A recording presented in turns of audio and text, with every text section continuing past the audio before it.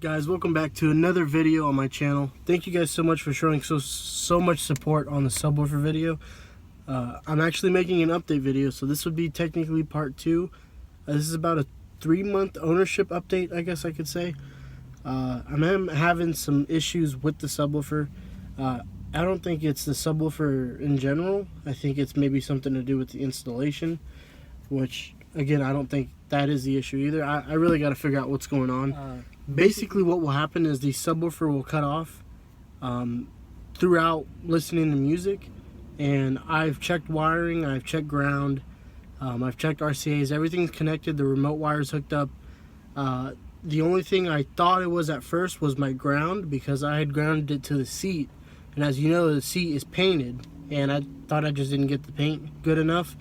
So what I did is I took the wire off the seat completely, and I cut a little slit in the carpet right under the passenger seat, and I sanded down the bare paint on the sheet metal, or the floorboard I guess, and I put screws in there, and I did it the correct way to ground a wire, and I'll show a picture of that just so it clears up anything, you know, maybe I did that wrong. But I don't think it's a grounding issue anymore.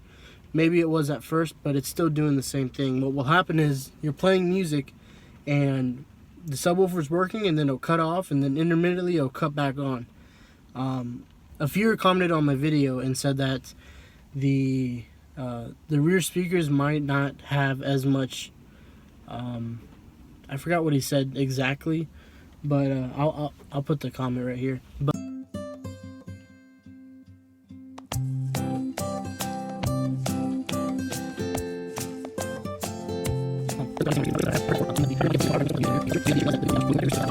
so I don't know what it's doing. The only thing I do know is in my installation video, I put the speakers, I put the line out receiver, the line out converter to the rear speakers in there, and I should have put them on the front, and I didn't read the instructions. Well, I did, but I've seen people put them in the rears, and those were just the wires that I knew, so I just did it that way. That's gonna be my first thing, and I'm also gonna check the wiring in the back of the head unit and making sure everything is tight and all. I don't have a thing for this. Tartar sauce. Alright, I gotta go to my toolbox. But so I'm gonna take the factory head unit out, and I'm gonna look at the wiring, and I'm gonna check the converter and make sure that the RCA cables are connected properly. Because I've noticed sometimes too, when I go over bumps, it'll cut on and off. But I mean, like, that's like a dead giveaway that there's a connection issue. But also, you could be just driving down the road and then it cuts on and off. So let me get this thing, and I'll be right back.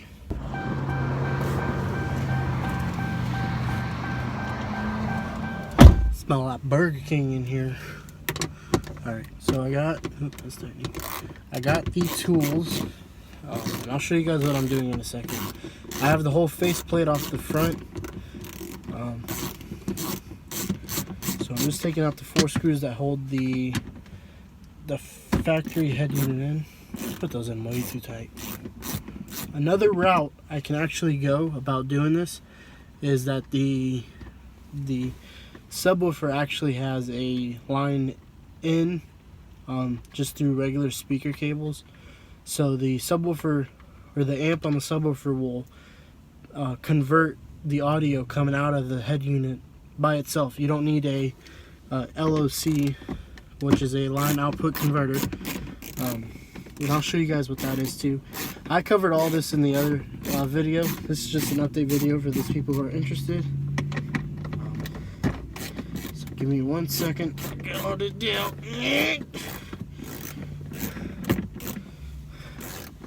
Gosh.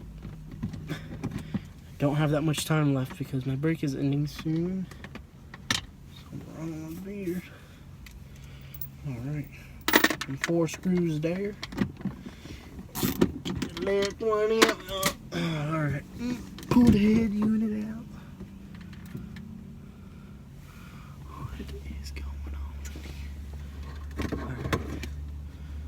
Pull this out a little.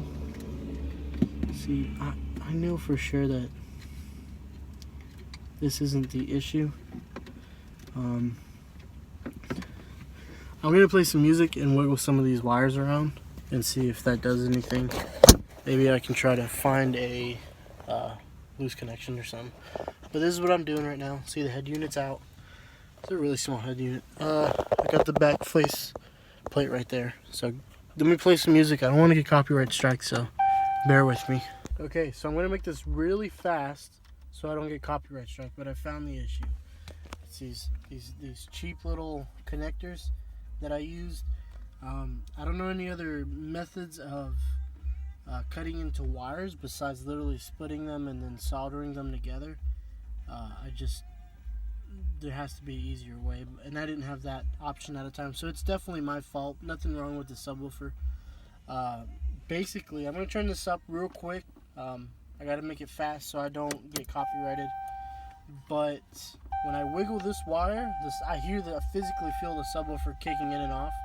So that leads me to believe that that's the issue. So let me play some music real quick, and hopefully the microphone can pick up what's going on. Now it's on.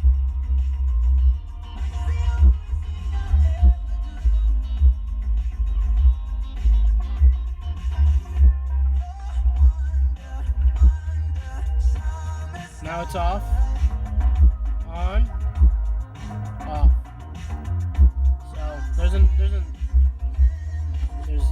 there's definitely an issue with this connector right here. So I have one right here. I'm gonna put a new one in, maybe a better size, and hopefully that will fix the issue, and I can move about my life. Cool. First one, that seemed to be the issue, but now this one's acting funny. I guess I pulled on it too much, so I'm just gonna replace that one. These seem to be fine.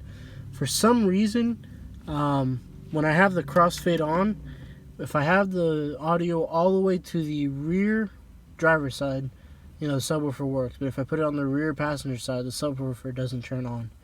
I think it could be bad connection to these wires, but I don't know. I'd have to look at it another day. I'm running out of time, but let me put a little red one on this one and call it a day. I think that should solve our issue.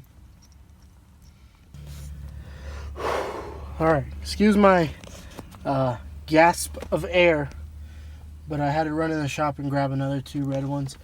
I definitely screwed up on this one. I used those blue connectors, and those were definitely the wrong gauge. I should have used the red ones. The red ones make a way much better connection. I also, let me catch my breath.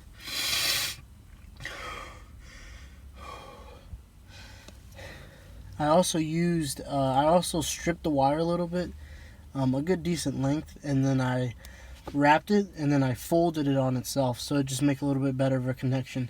I did it on both of those, so I think these two are not even making a connection, because when I play the crossfade on the right side, on the passenger side, there's nothing coming out. So I think that would fix that issue, and if it doesn't, at least I have some more troubleshooting to do. But let me get back to you when I finish that, okay? Yeah, I just took off one of the other side on the crimped. It only it barely even touched the wire. I can't get that to focus, but I think that's the issue on that side. If not, I'm trying. At least it's I don't have to live with it, thinking that I could have easily just fixed that since I'm already in here. They have live customer support sent me home with them. You shut up when you know you talk too much, but you don't got to say. I want you out of my head. I want you out of my bedroom tonight.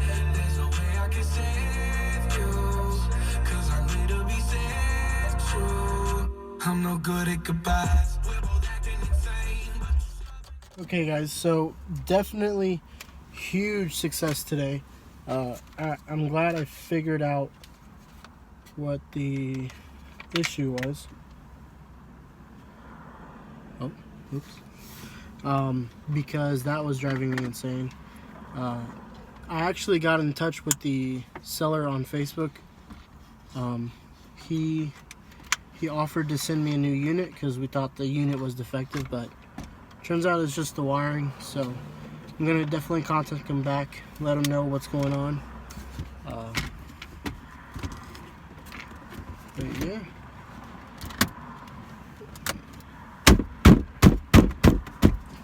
Alright guys, well thank you so much for watching.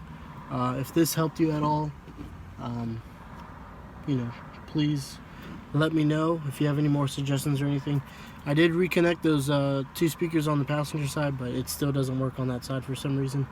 I mean, it sounds like it's working fine, so I don't think it's that much of a big issue, but I'm not going to worry about it. I got to get back to work. But other than that, thank you guys so much for watching. Appreciate your time. Thank you. Bye.